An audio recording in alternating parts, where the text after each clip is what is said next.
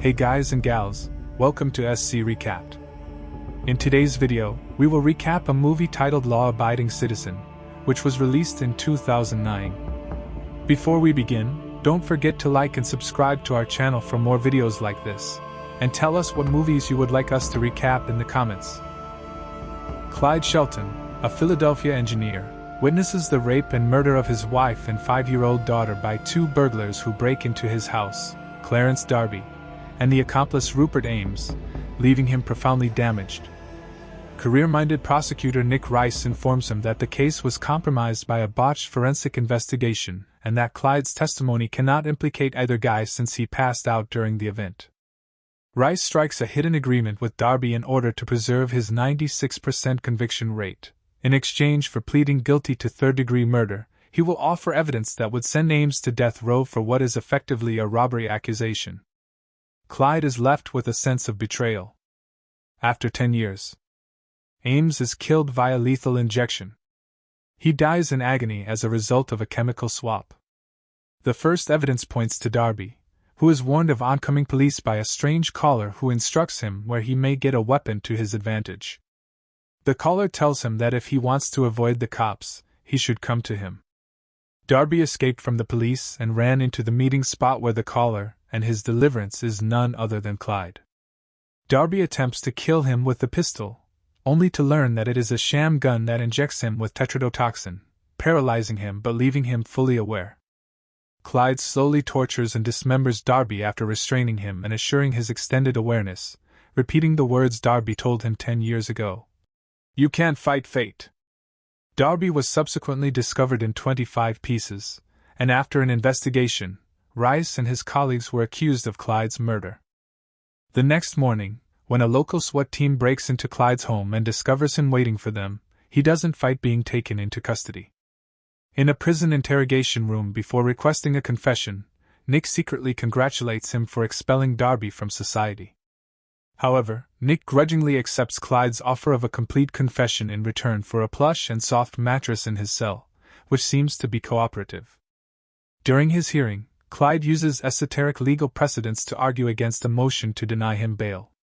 Yet Judge Laura Birch, who presided over Ames' trial as well, concurs. Nonetheless, Clyde explodes into a diatribe against the court for prioritizing justice above procedural minutiae. He then gets expelled for disrespecting the court. Clyde successively bargains to reveal the location of Bill Reynolds, Darby's attorney, who was reported missing 3 days earlier, in exchange for a yummy steak dinner from Del Frisco's to be delivered at precisely 1 p.m., along with his iPod, after the first deal with Nick for his mattress, in which he confesses to killing Darby as well as to having changed the lethal injection chemical that caused Ames' persecuted death. The meal was being procrastinated due to the inspection by Warden Inger, and reaching Clyde's cell later than 1 p.m. Reynolds was barely minutes away from death when he was discovered by Nick and Detective Dunnigan, and buried alive. Inger's delay caused Reynolds to die since his oxygen tank was timed to cut off at 1:15. Dunnigan says that they were 7 minutes late as opposed to being at Reynolds in time to rescue him since Clyde had his lunch at 1:08. Clyde and his new roommate, who threatened to hurt him if he refused to share, eat a steak dinner together. While eating, Clyde suddenly turns up the music and kills him using the T-bone steak as a knife. The room was covered with blood, and Clyde lay on a bed covered in blood and waited for the guards and soldiers to take Clyde to solitary confinement. Nick's assistant Sarah Lowell finds evidence of contract payments to Clyde from the Department of Defense, so the head of DA Jonas Cantrell takes Nick to meet CIA agent Bray, who used to work with Clyde. They learn that Clyde was once a brain of the CIA working in a black operation consulting organization on unconventional methods of destroying targets. Bray tells them that he can see them and hear them all the time. He keeps track of all targets wherever they are.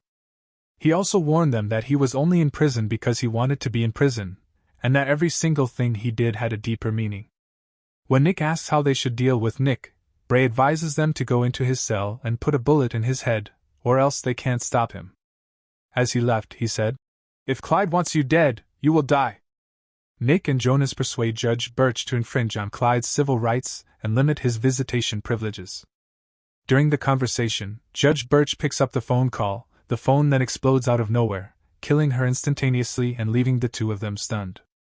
At the jail, Nick meets Clyde, who claims that the murders are not motivated by vengeance but by a failure of the judicial system. He will murder everyone unless he is freed with all charges dismissed before 6 a.m. tomorrow. Members of Jonas employees met to learn whatever they could about Clyde. By 6 a.m., everything had returned to normal, contrary to what Clyde had predicted. They were less concerned and went home, but they did. Unbeknownst to them, a bomb planted underneath their vehicle detonated, killing everyone inside, including Sarah. Meanwhile, Clyde stays in detention, so Nick believes he is aided by an outsider.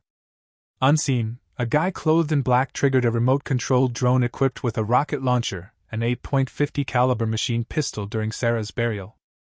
Cantrell was riding in an SUV with security personnel when he was assassinated. The strong mayor, Viola Davis, appoints Nick as interim district attorney because she is upset with Nick for not safeguarding everyone. While hunting for proof that Clyde may have accomplices working for him, Nick learns that Clyde owns an abandoned garage near the jail. When Nick and Detective Dunnigan get in the garage, they discover a tunnel system leading to all of the solitary confinement cells, as well as a huge supply of munitions.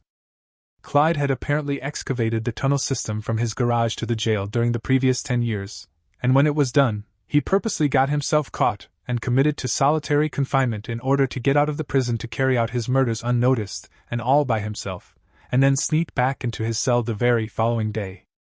Dunnigan discovers a little hole leading to Clyde's cell, which was vacant. Meanwhile, Clyde, disguised as a janitor, installs a mobile phone-activated napalm bomb at City Hall, intending to murder the mayor and everyone else there at her meeting. Infiltrating the 5th floor, Nick, Dunnigan, and Detective Garza discover the device immediately underneath the 6th floor, where the mayor is holding a security meeting. Garza tries but fails to disable the device and advises them to leave it alone. The three guys resolve not to inform the mayor what is going on since Clyde will be monitoring, and will explode the device if any hint of discovery is detected. They then make a decision on what to do with the bomb. Clyde returns to his cell through the subterranean tube and finds Nick waiting for him. Clyde makes one more offer, but Nick says he no longer deals with killers, which Clyde appreciates. Nick tells Clyde if he detonates the device, "It's a choice you'll have to live with for the rest of your life." With his wife and daughter long gone and feeling he has nothing to live for, Clyde decides to detonate the napalm bomb anyway, but as Nick exits and locks the cell, he says calmly, "Like I said, it's a decision you'll have to live with for the rest of your life, which I think now is about 25 seconds. He then starts fleeing the building. At the same moment, Detective Dunnigan closes the hatch at the rear of the cell to prevent Clyde from escaping. Clyde notices the explosives beneath his cot but just grins and looks intently at a bracelet his daughter made for him that said, "Daddy." The cell bursts, and the last image of Clyde alive is of him staring up, almost happy. The closing scene has Nick at the daughter's music concert he had previously missed because of work. After the show, he stands up with the rest of the audience to applaud her. That is all for the movie recap today. Thank you for watching.